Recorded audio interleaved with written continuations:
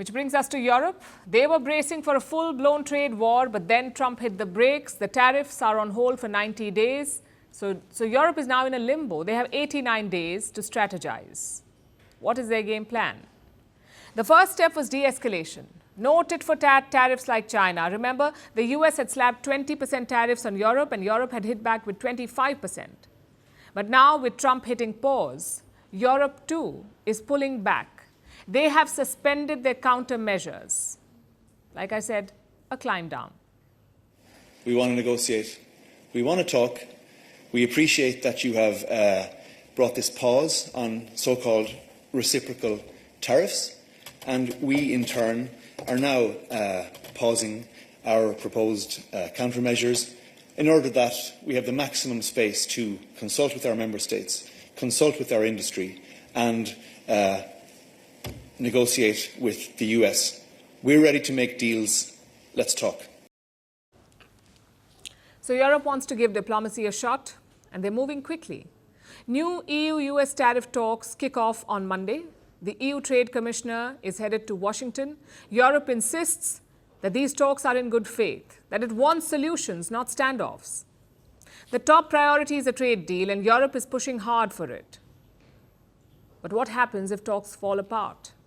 What if the tariffs come back after 89 days?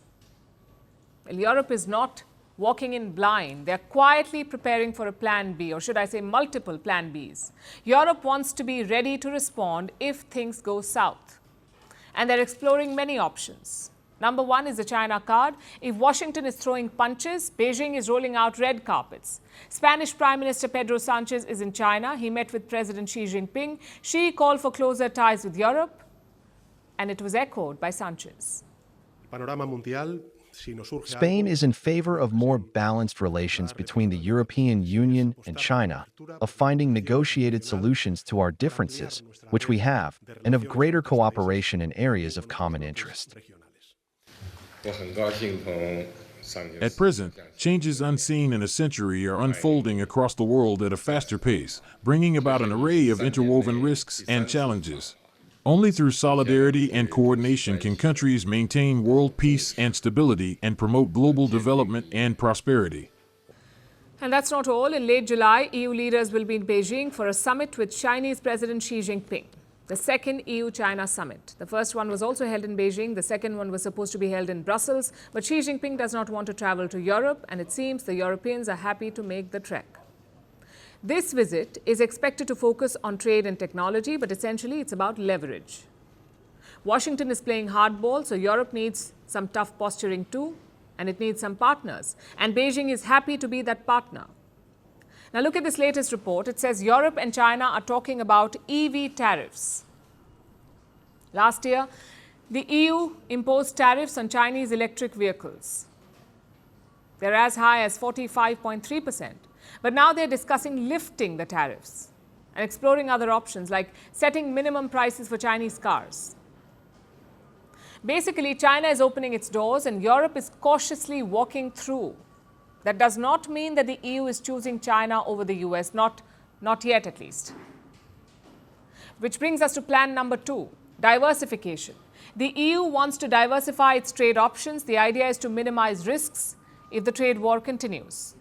The EU and the UAE have begun talks for a free trade deal. Europe is also talking to India for a free trade agreement. It also signed a trade deal with South America's biggest economy, so the message is quite clear: more partners, less pressure. That's the EU playbook. Then we come to option number three, retaliation. Europe may be choosing negotiation for now, but they're not shying away from hitting back. We are ready to defend our economic interests and our companies if it's necessary, if we do not see movement from a US side. But that's not our first choice, because we see those tariffs as damaging for EU economy, we see them as damaging for US economy and for a global economy, so we rather work to avoid this negative scenario. So what will they do? The European Union president gave the answer in a recent interview. She says Europe could use a trade bazooka and tax American big tech. US tech giants have a massive presence in Europe, but they pay shockingly little in taxes. Now Europe wants to flip the script. They're pushing for a bold digital tax targeting big tech's deep pockets.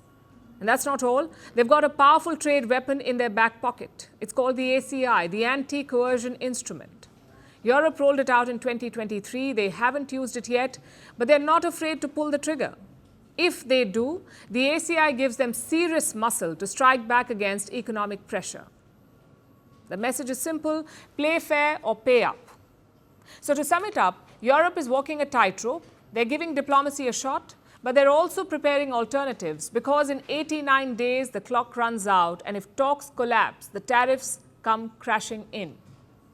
At that point, Europe does not want to be caught off guard. It wants to be battle ready.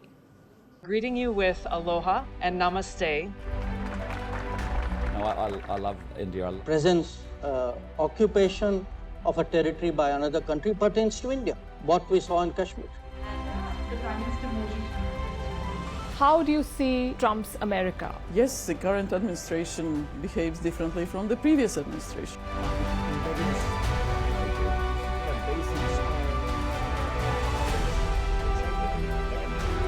Are you saying that there are foreign powers who are trying to bring down the current government in Syria? Exactly.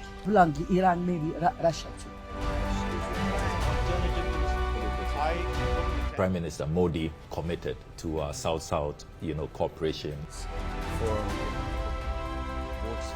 Not over 50%. Is Ukraine prepared to pay the price for that peace? No compromises at the cost of territorial integrity and sovereignty.